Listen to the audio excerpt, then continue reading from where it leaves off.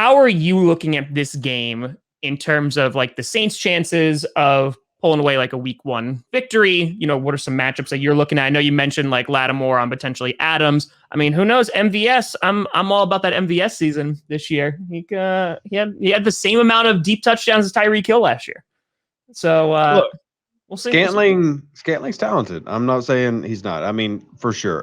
That would be more of, you probably worry about him attacking more out of the slot, especially if you got Adams. And definitely you can use movement to move those things around. I think matchup wise, I guess you got to look at the bigger picture, then we can go individual. But like defensively for Green Bay, yeah, secondary I find fantastic. Like, can I have Jari Alexander, please? Like, no, Jair's ours, and he's beautiful. he is. He's the perfect talent that will also chirp at you. It's perfect for me. He's the perfect corner. Your front seven, not as imposing, especially compared to Saints offensive line, Alvin Kamara, etc. Sure. That is, and I'm not trying to say Green Bay's bad. No. Continue to flame me in the comment section below. I'm here for it. But I think if you're really going matchup to matchup, it's like you got the Smith brothers, who aren't really brothers, but you got the Smith brothers. But do they match up, say, versus Cesar Ruiz, McCoy, Ram, things like? No, I think the Saints offensive line is set to have that level of protection enough to have success. It's the secondary. Can the Saints receivers without Michael Thomas have success against the system that you will employ with some very talented players on the outside? The Saints have got a young guy that we had last year that is Marquez Callaway. So there's no stats on this guy. He had 21 catches last year. Mm-hmm. So most Packers fans are probably going to write him off because every team has that stud nobody knows about. Well, the stud nobody knows about in New Orleans is Marquez Callaway. He was one of those guys that averaged about 20 yards a catch in Tennessee. Now, in Drew's about final 3 years of his career, the deep thing just wasn't there. It would happen every now and then, and you'd be like, ha, still there, guys, told you. But it wasn't really there. And you have to go back to about 2017, like really go back to 2016. Go back to when Cooks and Michael Thomas was a rookie, and you saw Michael Thomas running like these deep posts and these 17-yard breaks.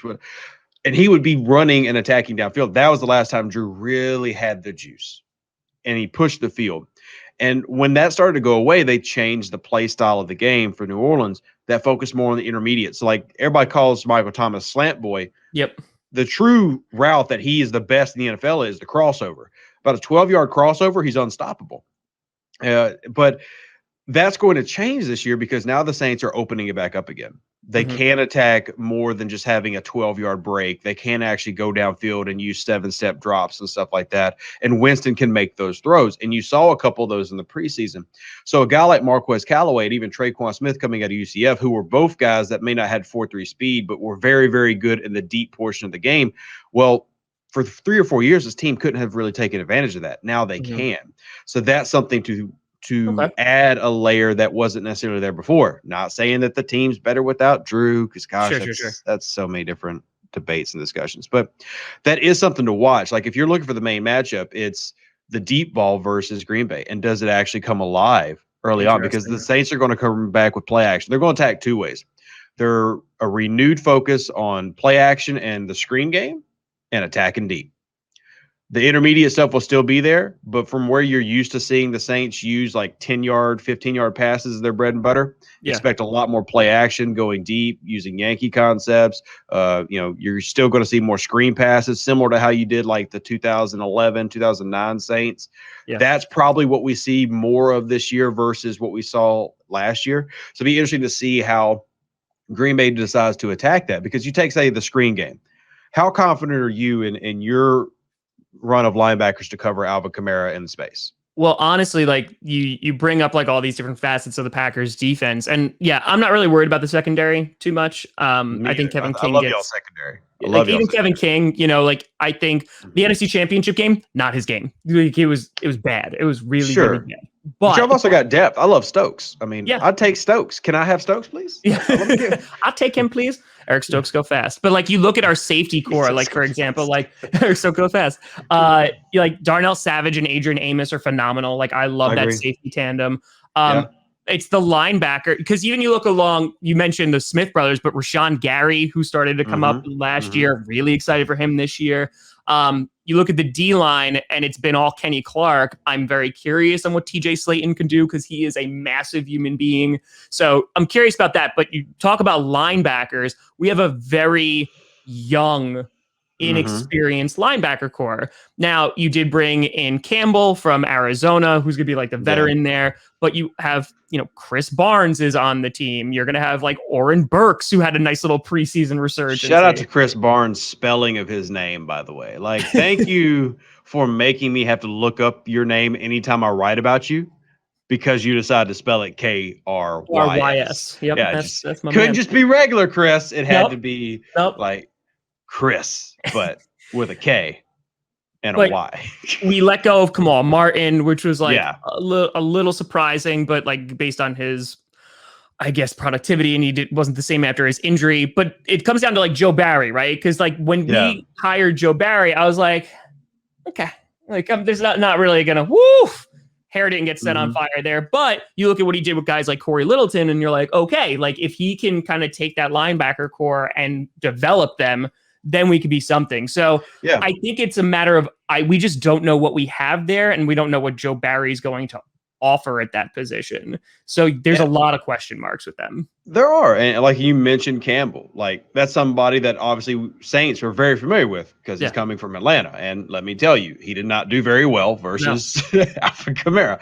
So there is those questions there, because if that short game is successful, whether it's the running game, the screens, then it will force guys like Amos and everything to come down. They've got to help defend those areas of the field that are being exploited. And if you can drag Savage and Amos down 5 yards, that opens up the deep game. You only need about 5 yards. So if you can adjust it just a little bit by having that success, well, that's how you try to exploit what isn't a great secondary. But even the best corner can only cover so long. And if you can use play action, and you talk about young linebackers, what do the young linebackers usually struggle with? Play action. They bite down hard. And then you have the middle of the field open. So there's ways that Sean Payton is talented enough to attack it. It's just, is the Saints offense, especially without Michael Thomas, good enough to exploit it? I'm not sure. It's a huge question. I mean, and coming in, honestly, week one, I'm never confident even in my best team, because you've yet to see them on the field, and you've yet to see yourself, so that you can make adjustments on what you now notice as a weakness. I mean, it's easy to play against yourself for 2 months and be like, yo, we're so good. We're so good. Right dude, we're going 17-0, baby. But then you hit another football team, and you're like, oh, other people play football. Oh, they hit us. Yes. So you don't know for like a month. Like it takes like the month of September, like this team is going to look very different. Yeah, I mean, if the Green Bay Packers and the Saints play week one, which they will, barring Kirk Cousins making a world tour, whatever we see in week one will be very different if we met again in the playoffs. It'll be two completely different teams.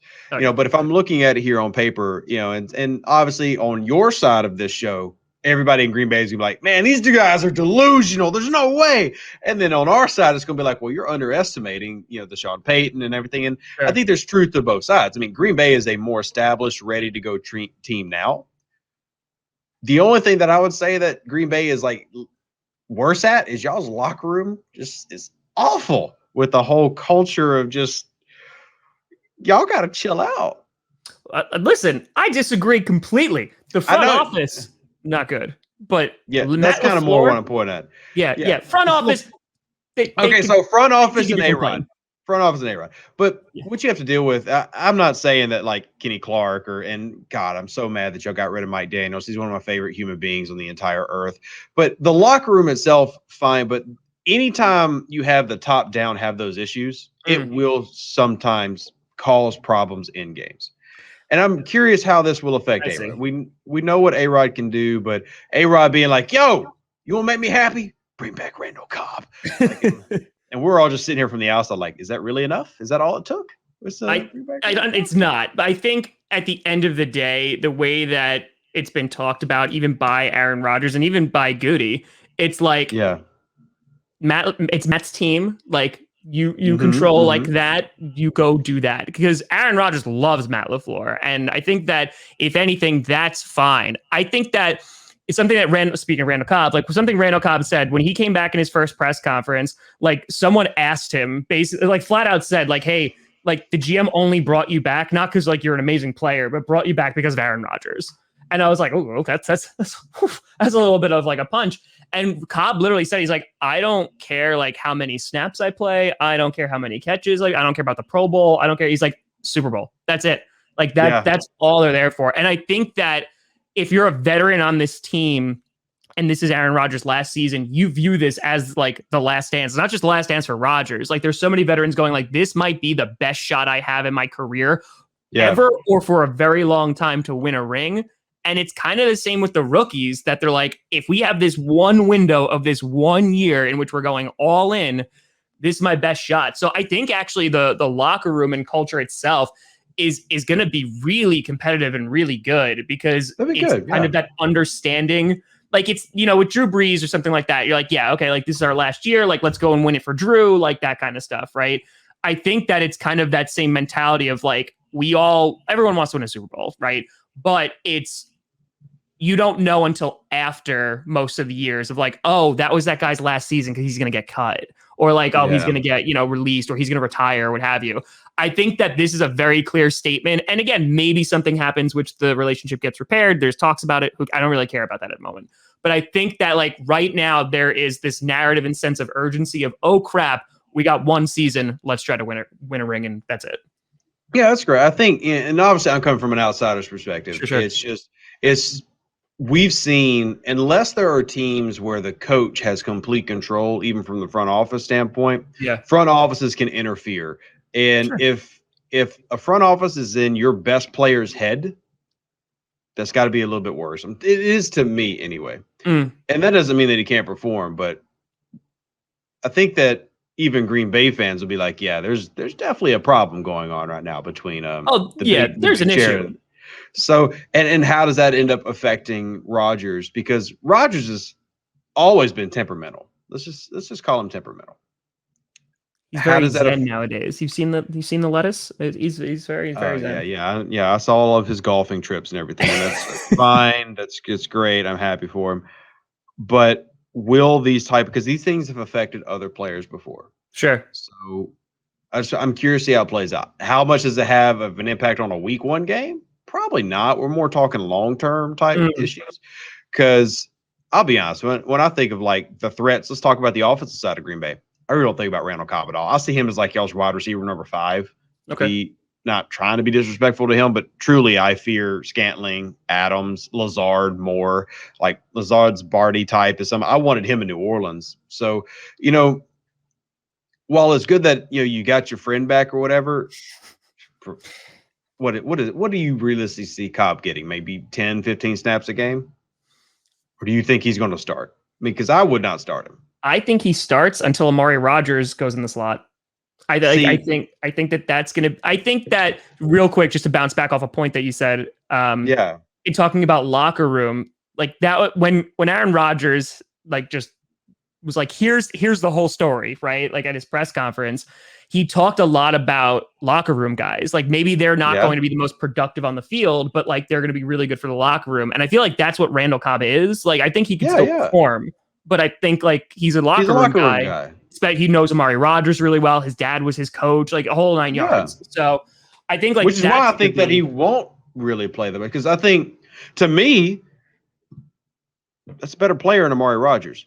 And the Saints have those type of guys like in Craig Robertson, where he was the starting linebacker at one point, but he's basically just a special teams captain for the past 2 years. It's great to have those guys, but I don't know. We're kind of getting on rabbit trails of what we should determine the Green Bay Packers starting roster. But like, if I'm coming from an outside perspective, though, which I am, I don't fear Randall Cobb, but I do worry about a young Amari killing me in the middle of the field. Sure. So. Yeah. I honestly don't know how much in a week one matchup, I think you're going to see more Randall Cobb.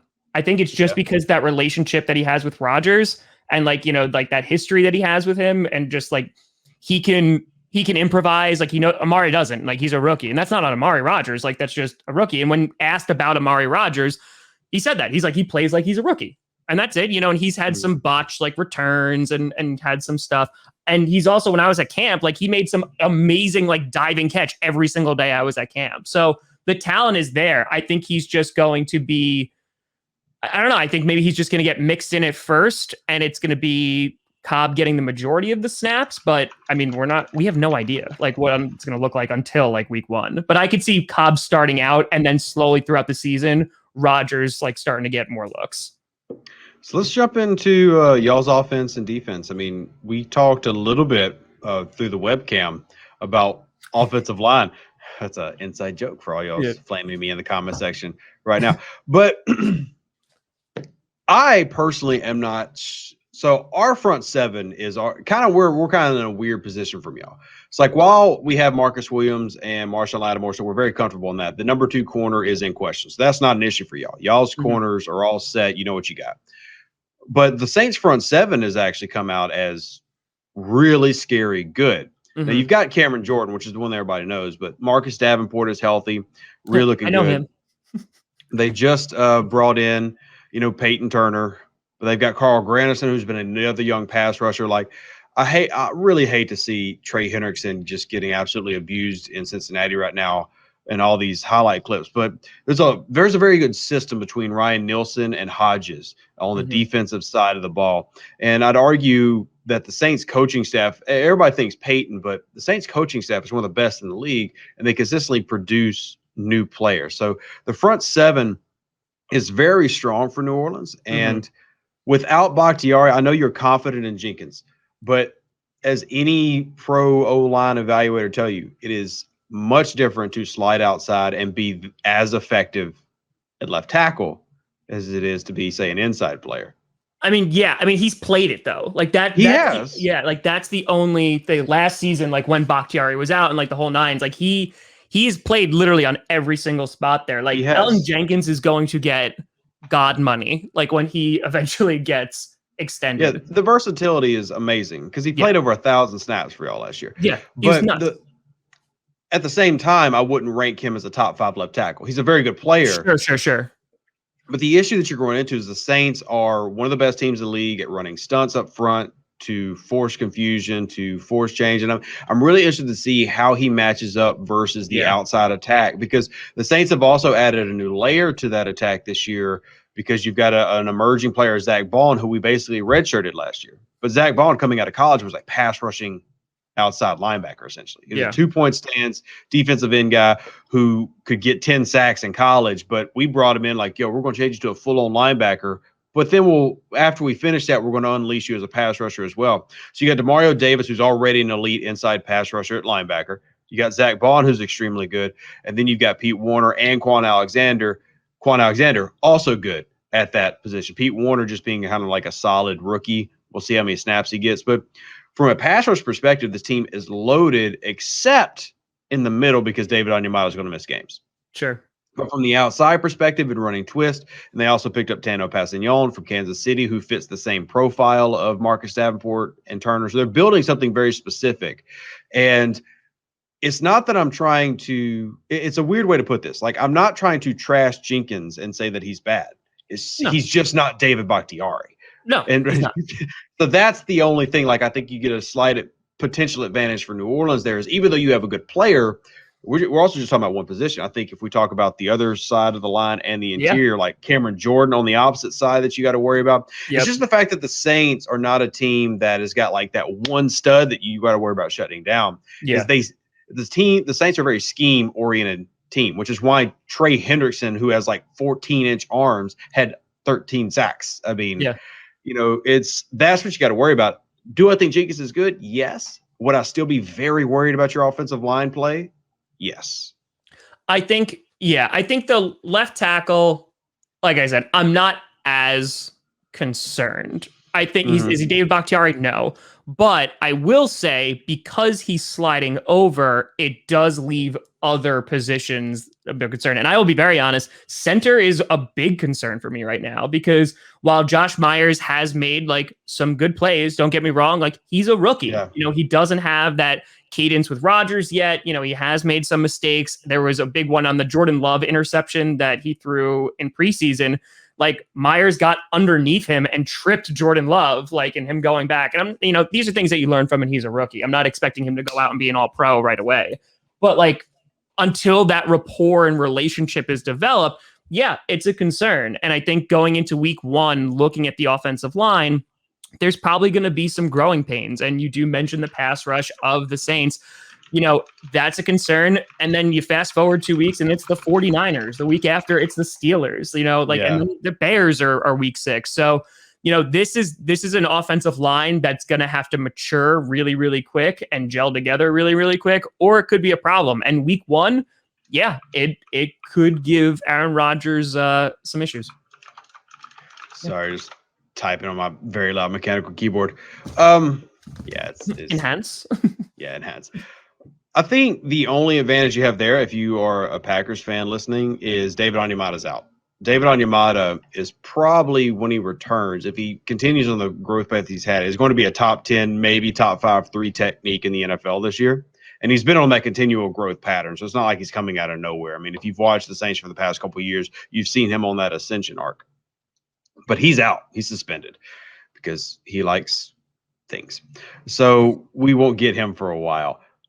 There are still some threats to the interior. And for me, the Jenkins thing at left tackle is, yes, I do think that they can attack him directly, but more so it just weakens the group as a whole. Sure. And, if Bakhtiari was there, and it's so crazy to talk about this, but I'm a trenches guy. Like, that's where I've trained. That's where I've studied. If Bakhtiari is there, I literally give the Packers like a 2-score advantage. I'm being honest. I think it's much closer without Bakhtiari. And as not disrespect to Aaron Rodgers or Alexander, I think there's a star-studded team on both sides here. But if the Saints are going to win this game, it's obviously coming down to affecting Aaron Rodgers. And I think that they have a much easier task in week 1 because Bakhtiari's not going to be there. Yeah. I think it's valid. I think it's definitely valid. Yeah. I think it's going to be a closer game than maybe some Packers think, Packers fans think, because they look at a Jameis Winston and they're like, haha, famous Jameis, right? Is just going to, throw 30 turnovers. But I think, as we've talked about throughout this show, kind of just the hope for Saints fans is it's not the same old. We'll see, like, with that combination of Sean Payton, that combination of not just like, I'm just going to throw it up there and hope someone's over there, that there's going to be some improvement.